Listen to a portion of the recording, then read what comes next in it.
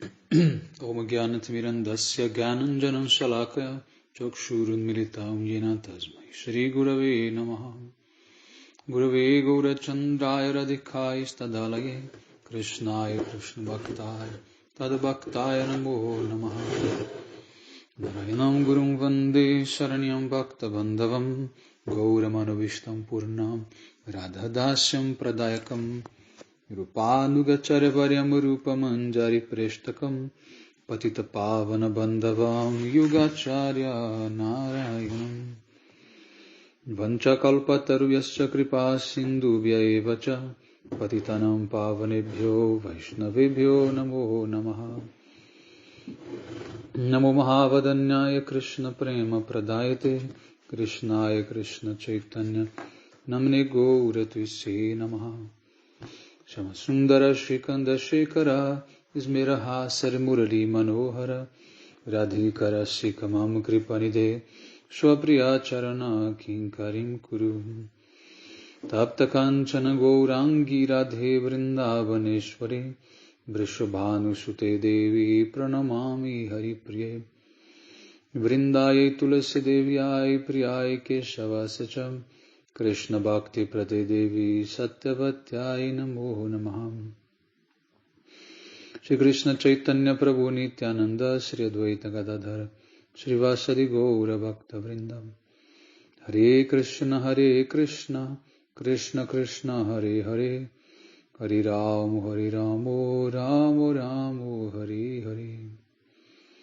Primeiramente, então, eu gostaria de dar início oferecendo as minhas mais humildes e respeitosas reverências à poeira dos pés de lótus de Paramaradattama Shri Guru Pada Padma Nitya Lila Pravishta Om Vishnupada Paramahamsa Parivrajaka Acharya Ashtottara Sata Srimad Srila Bhaktivedanta Narayana Goswami Maharaj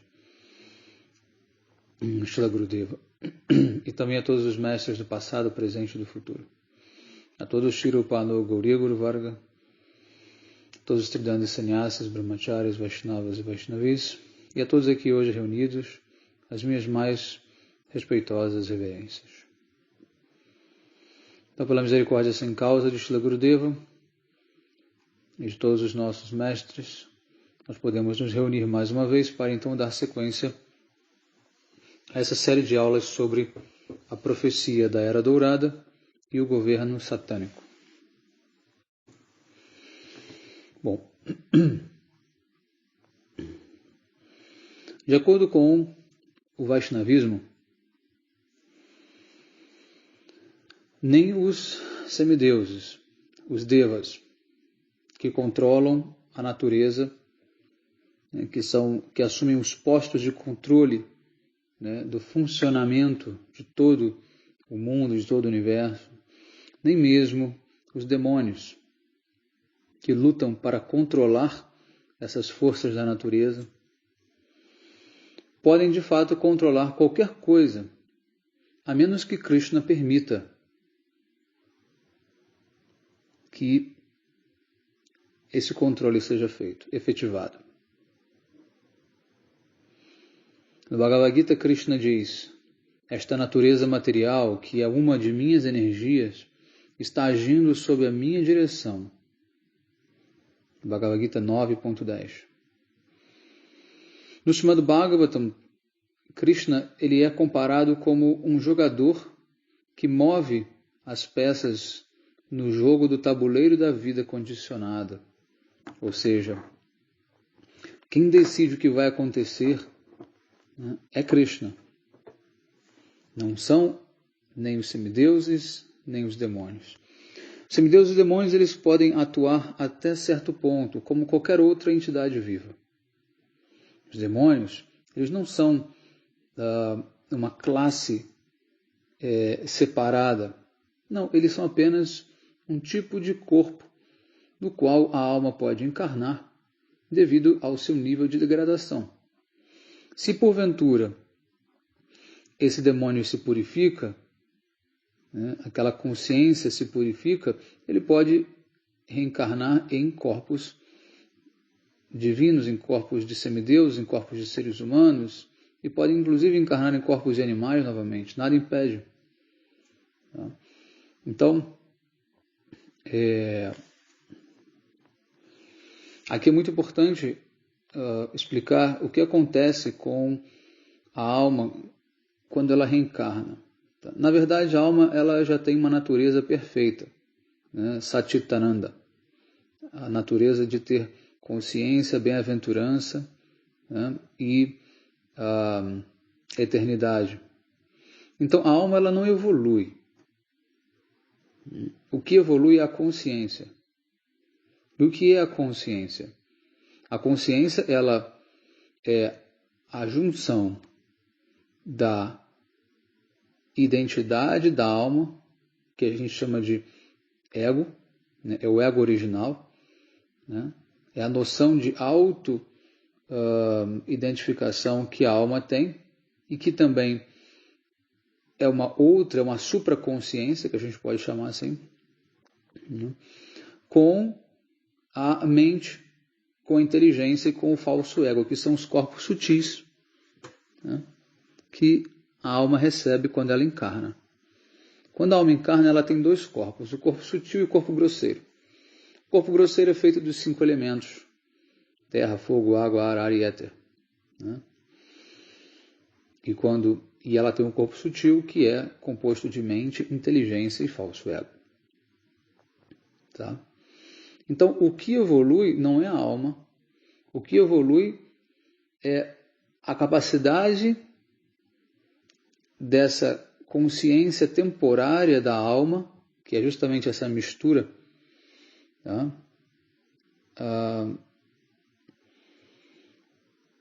E quando ela encontra um corpo que tenha uma capacidade de consciência mais expandida, tá? Ela vai galgando posições cada vez maiores até chegar no corpo humano. E só através do corpo humano que essa consciência consegue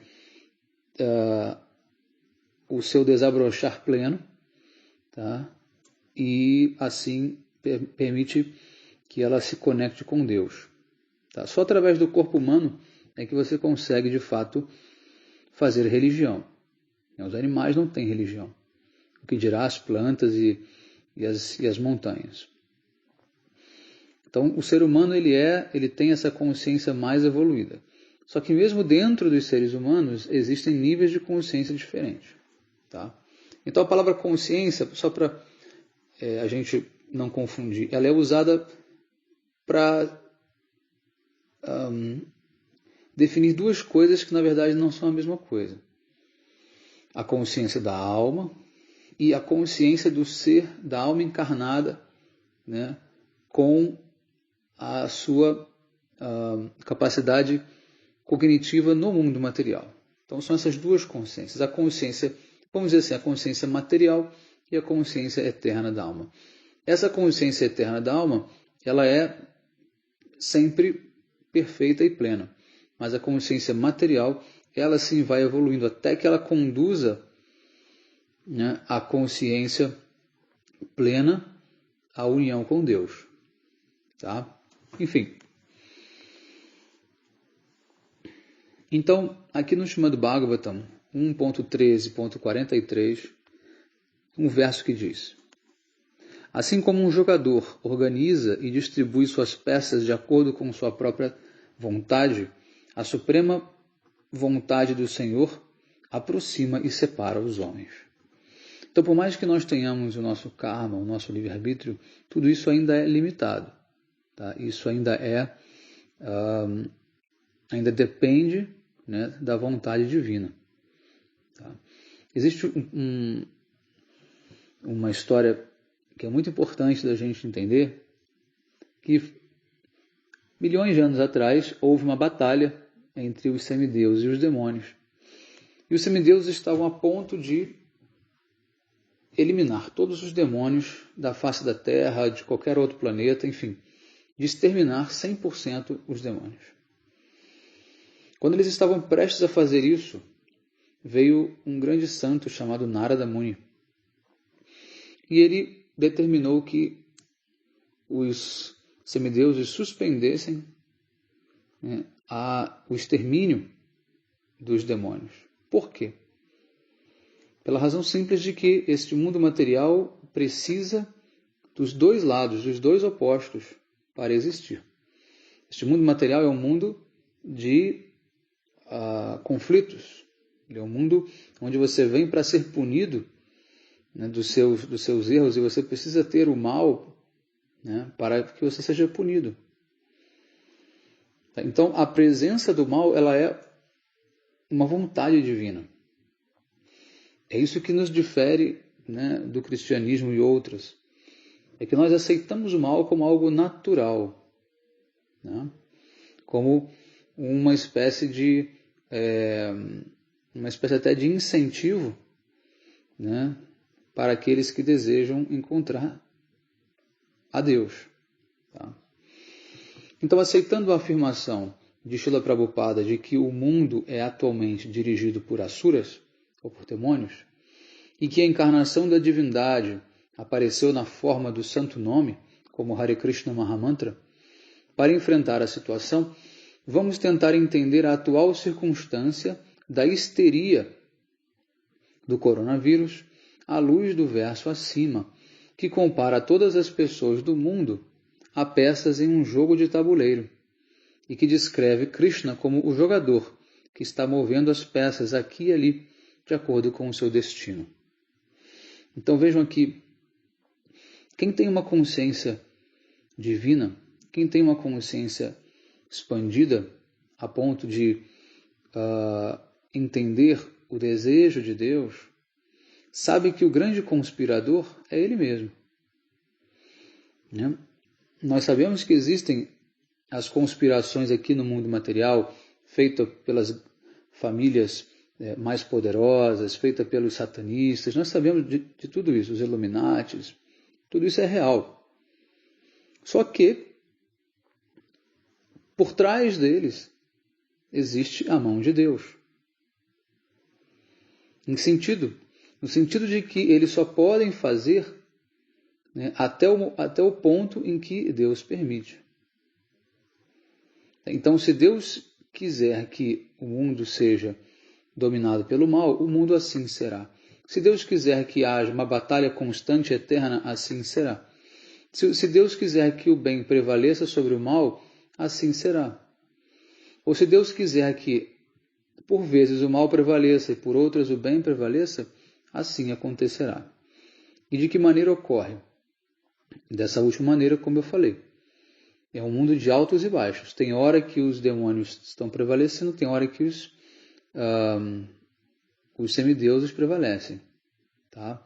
O momento atual é um momento em que os demônios prevalecem. Só que eles estão a ponto de perder essa supremacia. Parece que eles estão chegando a um domínio total, como eles querem, que é estabelecer a nova ordem mundial, um governo global, tá? Mas isso não vai acontecer. Por quê? Porque há 500 anos, como eu expliquei na primeira aula, o próprio Senhor Cristo ele encarnou de duas formas. Ele encarnou em pessoa, como o avatar dourado Chaitanya Mahaprabhu, e ele encarnou também como o seu próprio nome. Então, o nome que se fez, é o verbo que se fez carne. A gente ouve muito isso na Bíblia, né? O verbo que se fez carne. Então, o verbo que se fez carne é o Mahamantra, que descende a este mundo, tá? A própria encarnação divina na forma do mantra. Tá? E todos aqueles que cantarem o Mahamantra, né, estarão protegidos, né, por uma redoma, tá, de energia que os manterá sempre livres dessa influência demoníaca. Então, uma das partes da profecia é de que aqueles que seguem, né, o movimento da consciência de Krishna é como se eles vivessem em Satyuga e não em Kali Yuga. Porque você vive em outras camadas da realidade, como eu expliquei na primeira aula, certo? Bom, continuando.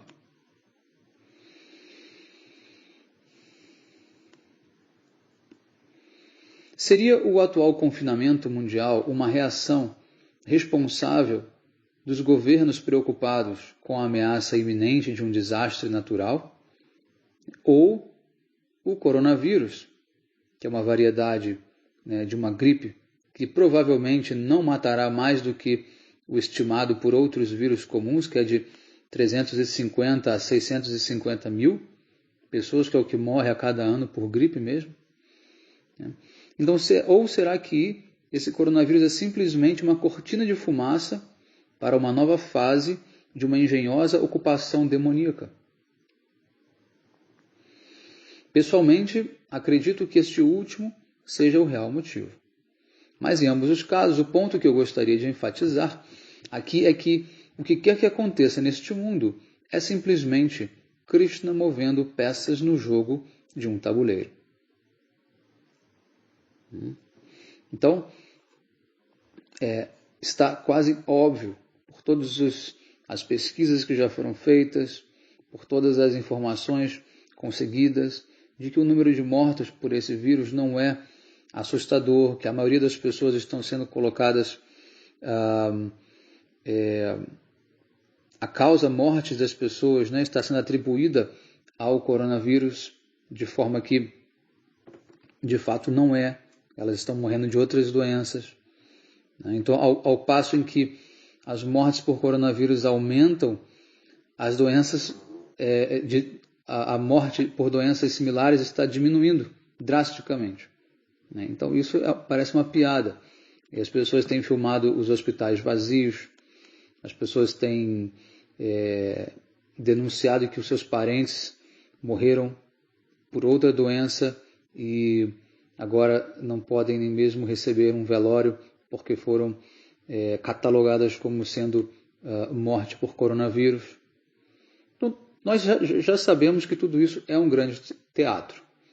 Tá? Então, e o que está por trás disso? É a tentativa de controle maciço desse governo global que está tentando, né, se fortalecer.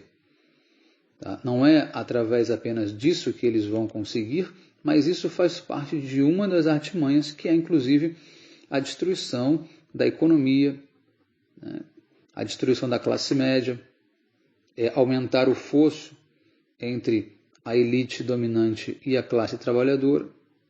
Tá? Então são os planos, né, da esquerda, são os planos dos globalistas, daqueles que são ateus, dos que defendem o aborto, dos que defendem a liberação das drogas. A agenda deles é essa. Tá? Falsamente, aqueles que não conhecem história, não conhecem política, atribuem isso ao movimento da direita, como se eles fossem de direita, mas eles não são de direita. Eles são os revolucionários da esquerda. Tá? Eles são os herdeiros de Marx, né? Bem como outras, né, linhas também muito maléficas. Tá? Bom, os seguidores do Srimad Bhagavatam e de Srila Prabhupada não podem descartar a possibilidade dos demônios terem intenção de controlar o mundo, né? Porque essa tentativa foi feita há 5.000 anos atrás. A última grande tentativa foi há 5.000 anos atrás, quando os Kauravas tentaram dar um golpe em cima dos Pandavas, e tudo isso está descrito no Bhagavad Gita. O que é o Bhagavad Gita? O Bhagavad Gita é um grupo chamado de Kauravas, liderados por Duryodhana, que são de natureza demoníaca, tá? Tentando dar um golpe, tirar do poder o rei Yudhishthira e exilar os Pandavas, liderados por Arjuna, para assim dominar o mundo inteiro. Só que você vê claramente descrito no Bhagavad Gita qual é a natureza dessas pessoas, natureza demoníaca. Tá? Então acontece que Krishna ele precisa intervir, porque aquilo seria uma tomada, né, de poder absoluto no mundo, seria uma corrupção generalizada. Então Krishna ele descende e ele protege assim o Dharma, ele ajuda os Pandavas a matarem, né, todos os Kauravas e o seu exército, E assim Krishna estabelece novamente o Dharma para que ele possa permanecer ali por mais tempo. Mas a natureza do mundo material é temporária, é instável. Então, uma vez que você estabelece, tá, o mal ele volta, ele assume de novo, né? Então, vamos seguindo. Então, há 5.000 anos houve essa outra tentativa de tomada, né, desse poder mundial. Para vocês terem uma ideia, naquela época o poder dos reis era mundial. Os reis eles dominavam a terra toda. Eles reinavam sobre a terra. O governo mundial, o governo global já existia. Eles agora querem restituir. Restituir. Eles fragmentaram esse governo. Como eles não conseguiram tomar o topo, né, da pirâmide do poder, eles começaram a destruir por baixo, né, a dividir as províncias, a dividir os estados, depois os países, né, e criar essa independência que hoje nós vemos. Então, os demônios eles têm também a estratégia deles. Tá? E eles não são conscientes de Deus. Aí é que está. Um demônio ele não faz o que faz pensando que está lutando contra Deus. Ele não crê em Deus. Ele diz, se há um Deus, que ele venha até aqui que eu irei matá-lo. Essa é a atitude de um demônio. Tá? Um demônio ele não crê que há um Deus movendo peças nesse tabuleiro por trás e usando ele como fantoche. Ele não tem essa consciência. Essa consciência é um privilégio das almas liberadas, é um privilégio daqueles que receberam a bênção do conhecimento esotérico, aqueles que receberam a oportunidade de ter um nascimento devocional, de ter acesso a uma verdade para se unir a Deus. Correto?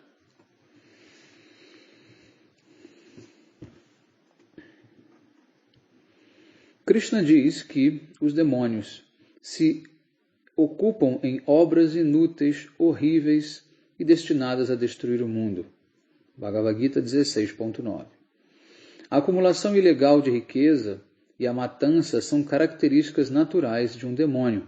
Bhagavad Gita 16.11.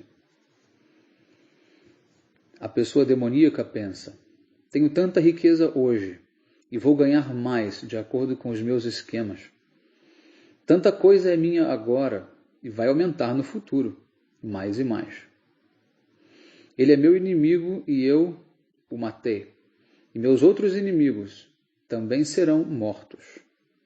Bhagavad Gita 16.13, 14. Shri Krishna também dá um aviso a respeito da natureza dos demônios. Na satyam teshu vidyate. Nenhuma verdade é encontrada neles. Ou seja, eles mentem, dissimulam, são hipócritas. Bhagavad Gita 16.7. Então, quem quiser estudar mais, capítulo 16 do Bhagavad Gita, pode ler inteiro, ali está a descrição detalhada de como são os demônios.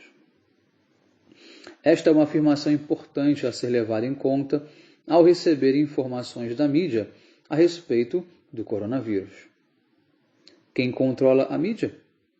Bom, vamos assumir então a posição extrema de que a histeria do coronavírus, açoitada pelo governo e pela mídia mundial, não é simplesmente uma reação de grande humanidade a um iminente desastre natural, mas é na verdade uma cortina de fumaça para os demônios ganharem mais controle sobre as pessoas e os recursos do mundo.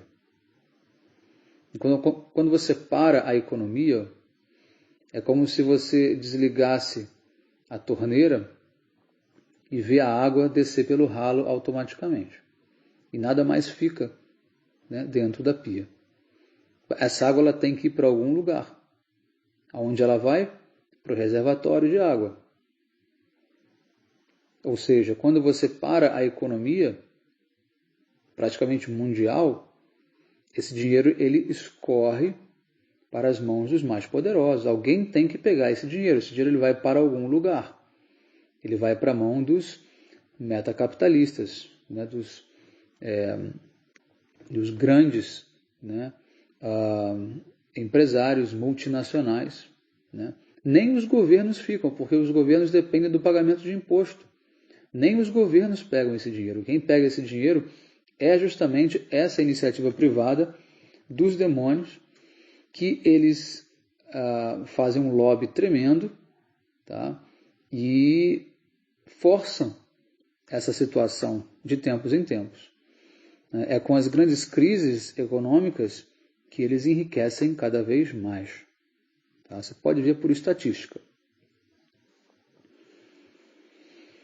Como mencionado anteriormente, é meu entendimento que este é realmente o caso. Entretanto, o formato atual, né,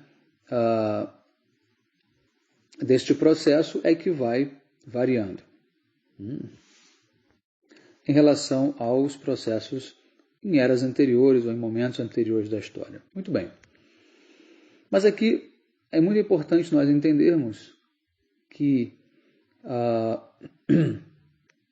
como aqueles que são conscientes de Krishna devem entender este evento, né, do coronavírus, no contexto do que Srila Prabhupada alertou de que o mundo é atualmente controlado por um governo satânico. Então, Prabhupada ele declarou isso. Tá?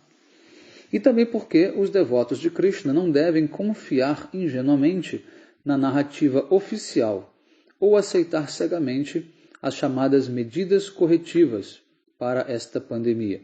Em relação à palavra pandemia, de acordo com as estatísticas oficiais da Organização Mundial da Saúde, até 650 mil pessoas normalmente morrem todos os anos de gripe.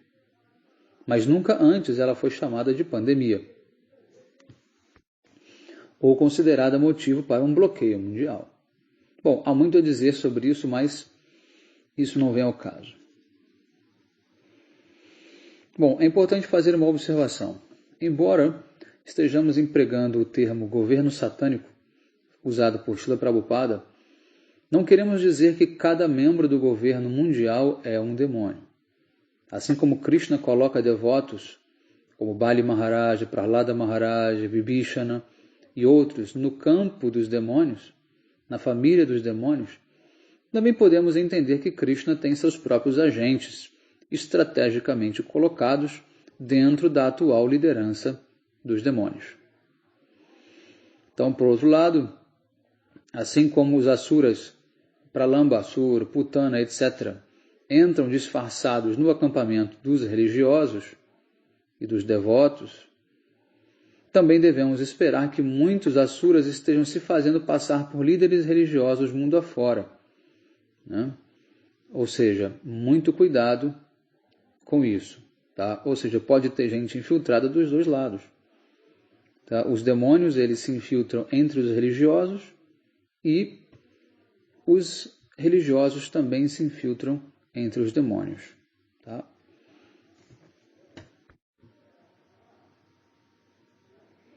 Bom, como peças nesse tabuleiro chamado vida, é muitas vezes desconcertante, né, ter que ver, né, aquelas pessoas cruéis, impiedosas, né, hipócritas, levarem vantagem no jogo. E, de fato, parecerem estar ainda controlando o tabuleiro do jogo. Então, sem que os asuras saibam, no entanto, é evidente que Krishna conhece o resultado desse jogo, antes mesmo dele começar. Portanto, aqueles que têm fé em Deus sabem que não há nada a temer. Sabem que tudo está acontecendo pelo desejo dele e nós devemos apenas adorá-lo, servi-lo e simplesmente não se importar com nenhuma conjuntura externa ou política. Os asuras estão inconscientemente enfrentando o checkmate de Krishna desde o início. Mas como é preciso uma série de movimentos antes que qualquer checkmate possa acontecer, os asuras podem fazer este ou aquele movimento, podem capturar uma peça aqui e outra ali. E tais movimentos nunca realmente pegam Krishna de surpresa. Krishna conhece cada movimento que os asuras farão antes mesmo de ser feito, pois qualquer movimento que os demônios possam fazer, é simplesmente parte do arranjo de Krishna para o desdobramento de uma complexa interação de livre-arbítrio, de desejo e de karma. Então vejam só, todos somos peças, todos estamos agindo dentro dos limites colocados por Deus. Então não importa para onde o homem, o ser humano, queira levar o destino da criação, Deus vai sempre desviá-lo para a direção que ele deseja, tanto para o bem quanto para o mal. Existem muitos movimentos que são chamados do bem, mas desvirtuam-se dos desejos de Deus. Esses movimentos serão também aniquilados, ou reciclados, redirecionados da mesma forma. Krishna sabe que cada movimento que os demônios fazem é apenas um movimento mais próximo da sua própria e inevitável e prevista derrota. Então não há outro destino para os demônios a não ser a própria derrota. Muitas vezes nós pensamos que os demônios podem fazer o mal para pessoas de bem. Na verdade, não. Os demônios eles só fazem mal para os próprios demônios. Mas como pode? A humanidade, na sua grande maioria, são pessoas de bem? Será? No íntimo, existe ali dentro de todos um sentimento que muitas vezes não se expressa de maneira global, ou não se externa de forma clara, como se ele fosse um demônio, mas ele é um demônio. Hoje eu vi um vídeo muito interessante de um rabino que estava respondendo perguntas num culto judeu, e veio um homem e perguntou onde estava Deus durante o Holocausto.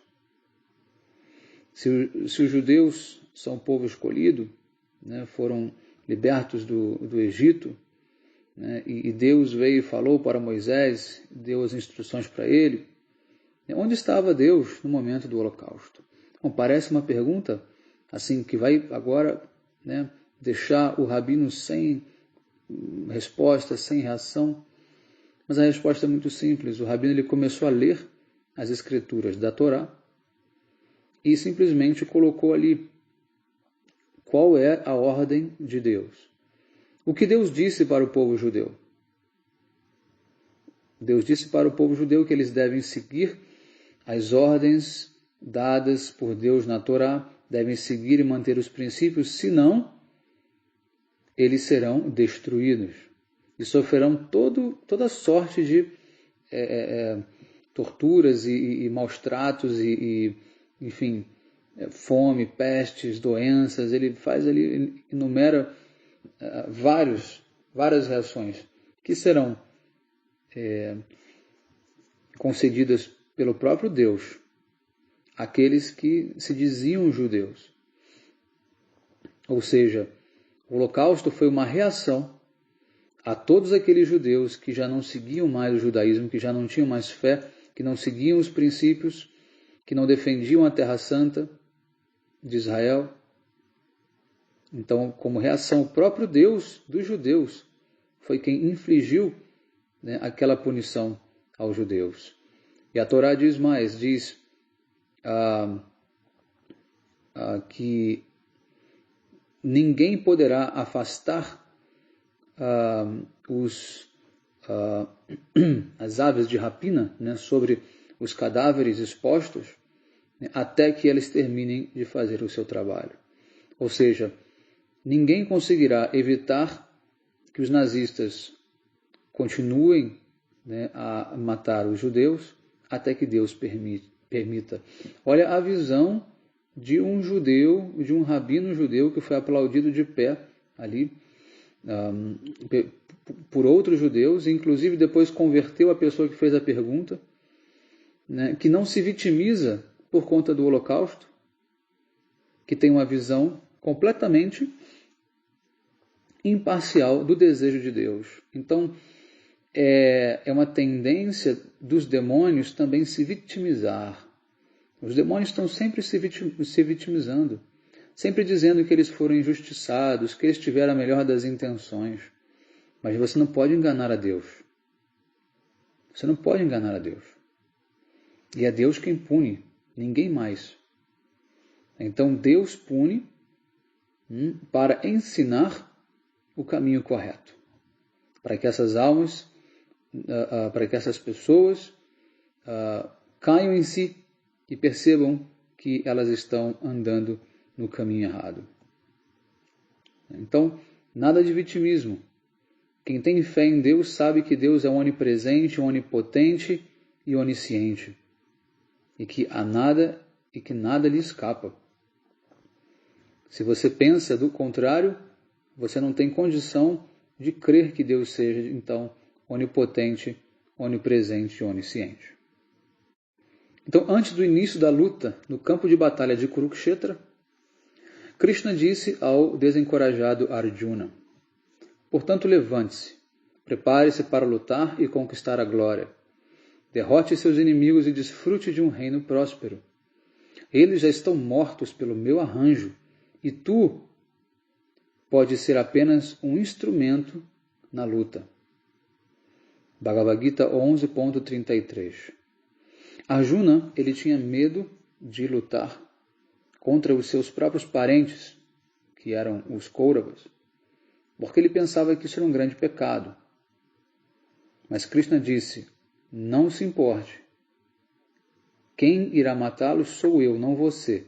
Você deve ser apenas o quê? Um veículo ou um instrumento. Por quê?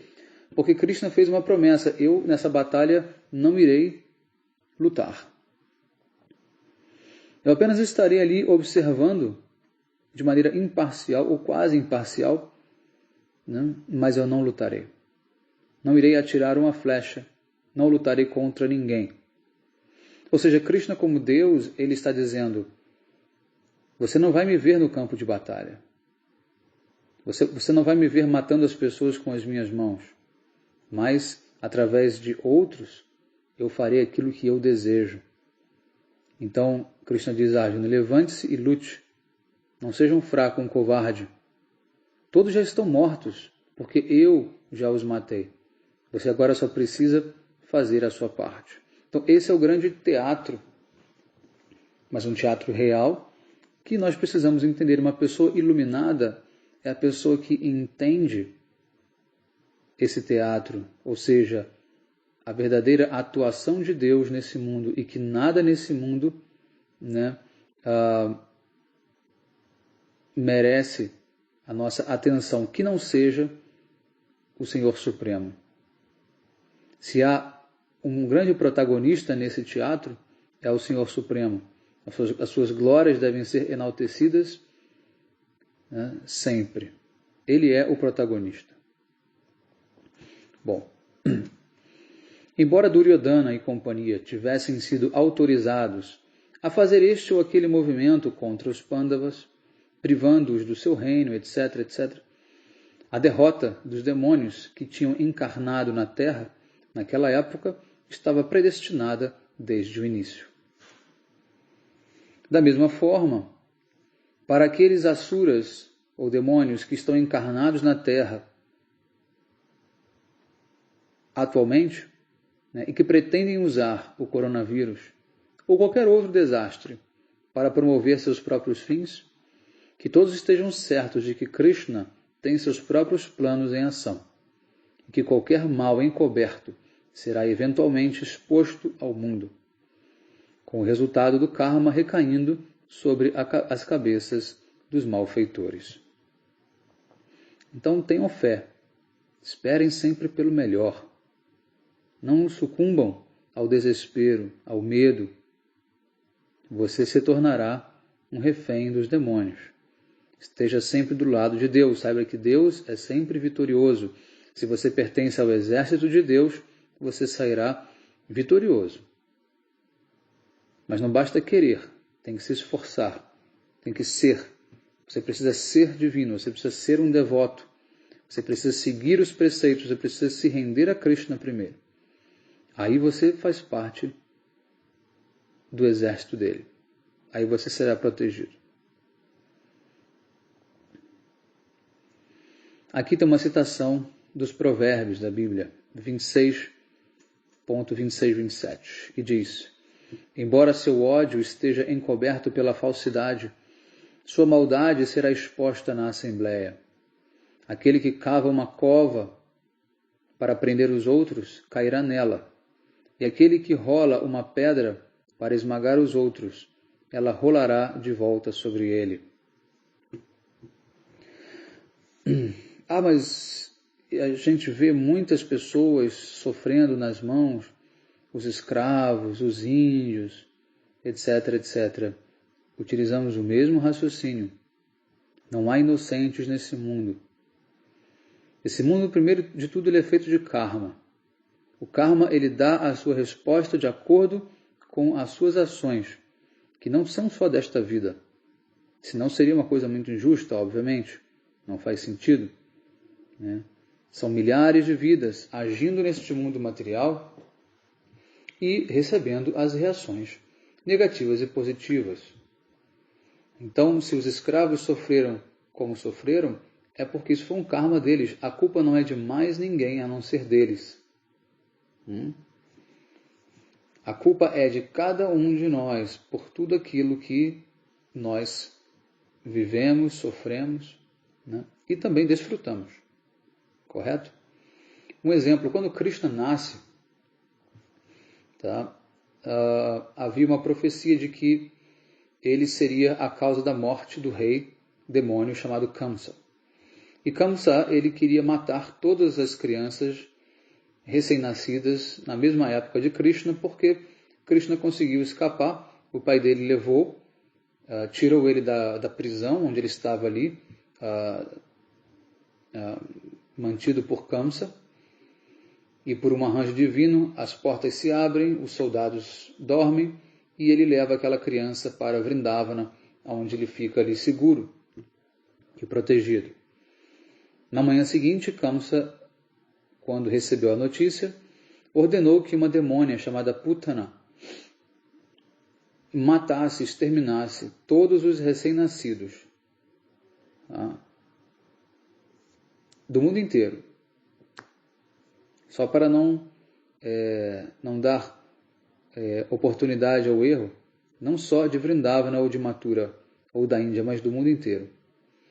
E Putana então cumpriu, né?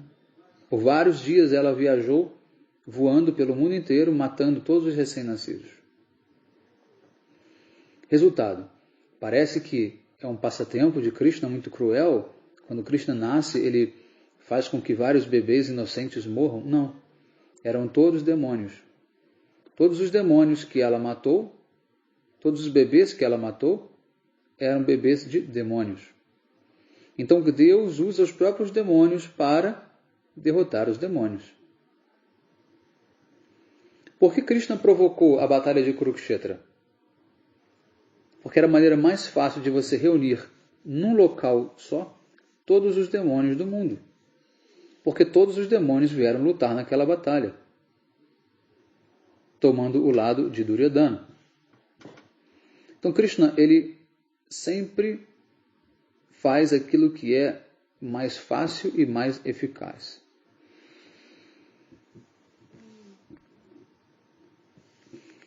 Bom,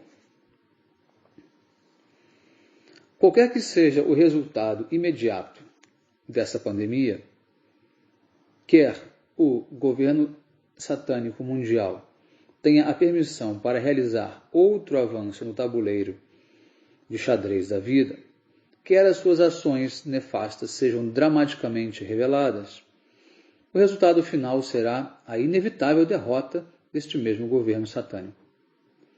A estratégia reveladora de Chaitanya Mahaprabhu finalmente dará um checkmate e derrotará o governo satânico. Assim como Krishna garantiu a Arjuna que sua vitória sobre os Asuras era certa, do mesmo modo, há muitas garantias de Chaitanya Mahaprabhu e seus associados de que o atual sistema satânico será totalmente aniquilado. Então, aqui é a profecia, né, que nós esperamos se cumprir para esta Era Dourada. Esta Era Dourada já começou há 500 anos, com a vinda do Avatar Dourado, Chaitanya Mahaprabhu, chamado de Gauranga. Gauranga significa aquele que tem o corpo dourado. E através do movimento de Sankirtana, do cantar dos santos nomes do Senhor, todos se tornarão devotos de Krishna. Todos aceitarão essa verdade suprema, né, e assim os demônios serão totalmente aniquilados. Mas de que forma? Não serão mortos. Eles serão convertidos em devotos. Porque nessa encarnação, como Chaitanya Mahaprabhu, Krishna ele não mata os demônios, mas ele os transforma em devotos automaticamente.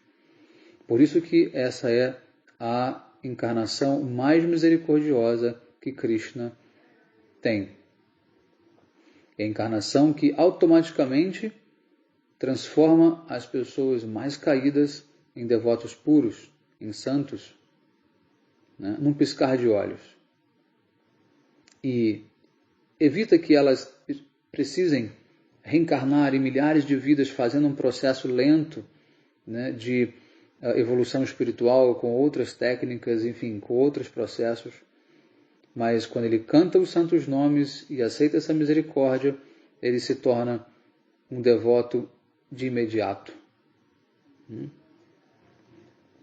Bom, existem algumas profecias reveladas nos Vedas, bem como existem também umas profecias de um famoso mestre chamado Namalvar.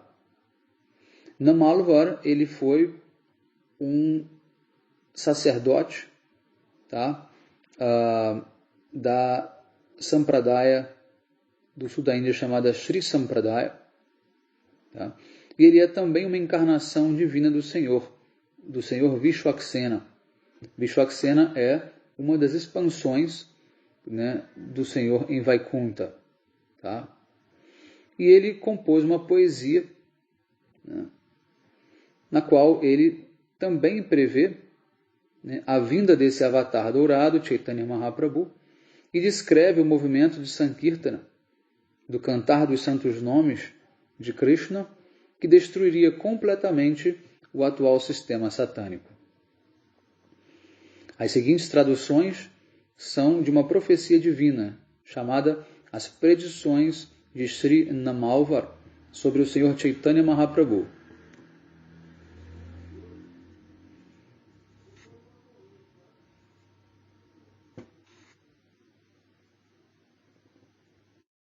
Então, Sri Namalvar, ele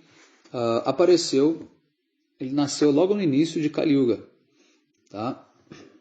E ele, então ele veio antes de Chaitanya Mahaprabhu, tá? Antes. O que acontece? Antes de Mahaprabhu aparecer, todos os Vedas, né, todos os livros védicos, né, dos Puranas, Upanishads, Vedanta Sutras, Srimad Bhagavatam, todos que continham as revelações do aparecimento de Mahaprabhu, né, tiveram essas evidências encobertas pela energia ilusória de Krishna. Porque Krishna ele só queria que Mahaprabhu fosse reconhecido como tal após o encerramento dos seus passatempos aqui na Terra. Então, o fato de Namalvar ter predito, né, professado a vinda de Mahaprabhu e a sua missão, antes de Mahaprabhu ter entrado, ou ter permitido que isso fosse conhecido, dá ainda mais crédito ao que ele disse. Tá? Então, um verso que ele compôs diz: O Senhor de Vaikunta encarnou como o seu próprio devoto. Ele está milagrosamente presente em todos os lugares, e somente suas incomparáveis e insuperáveis atividades ocupam a minha visão. Não tenhas dúvida de que nasceste como demônios e rakshasas, absorto em gratificação dos sentidos.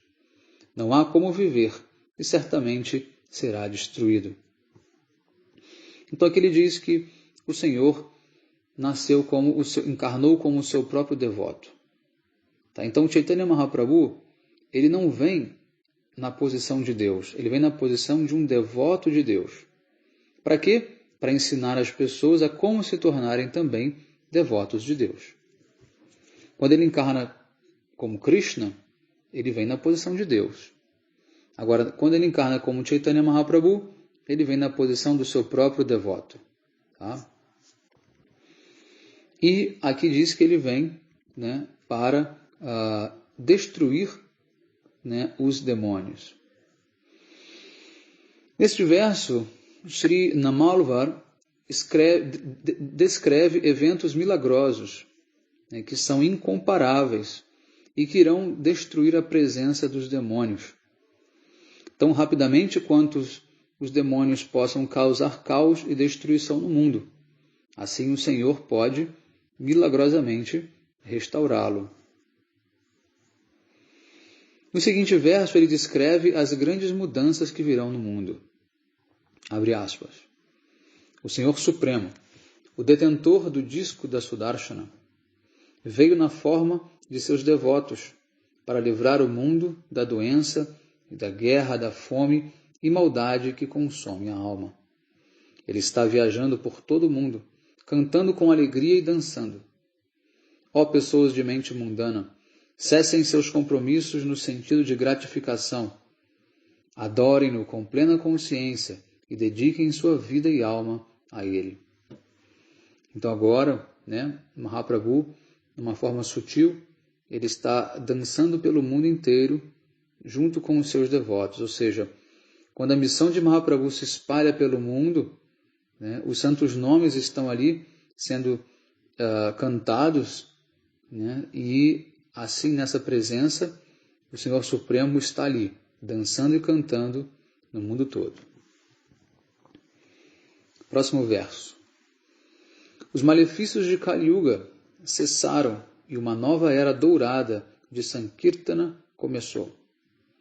Os semideuses também se uniram ao movimento e o mundo inteiro está inundado pelo amor a Deus. Os devotos de Krishna entraram e ocuparam todos os cantos da terra e estão cantando o seu nome, a fama e as glórias do Senhor, com grande alegria e encantamento. Muito bonito, né? Então, Chaitanya Mahaprabhu, ele certa vez manifestou a sua forma de Varaha, tá? Que é um dos avatares de Krishna. Varaha, que tem a forma de um javali, a Murarigupta, afirmando que ele voltaria para proteger a terra e destruir os demônios. Tá? Isso está descrito no Chaitanya Bhagavata, Madhyakanda, capítulo 3. O verso diz assim: aceitei a encarnação de Varaha para tirar o mundo material das águas da ignorância. Saiba que sou o objetivo final dos Vedas. O propósito de minha presente encarnação é propagar o canto congregacional dos santos nomes de Krishna. Nesta encarnação, assim como em outras, aniquilarei os canalhas para a proteção e o prazer dos meus devotos. E o próprio Chaitanya Mahaprabhu também declarou: eu apareci nesta encarnação para matar os demônios e depois de matá-los, pregar o culto ao serviço devocional. A missão do Sr. Chaitanya é a mesma que a do Sr. Krishna, como ele afirma no Bhagavad Gita 4.7.8. Sempre e onde quer que haja um declínio na prática religiosa e um aumento predominante da irreligião, nesse momento eu mesmo descendo, para libertar os piedosos e aniquilar os canalhas, assim como para restabelecer os princípios da religião, eu apareço milênio após milênio. Ok? Então vamos dar sequência na próxima aula, tá? Sobre esse movimento do Sankirtana, do cantar dos santos nomes do Senhor, que é a grande misericórdia para esta Kali Yuga. Ok? Hare Krishna. Vanchakalpatarvyascha kripa sindhubhya eva cha patitanam pavanebhyo vaishnavibhyo namo namaha.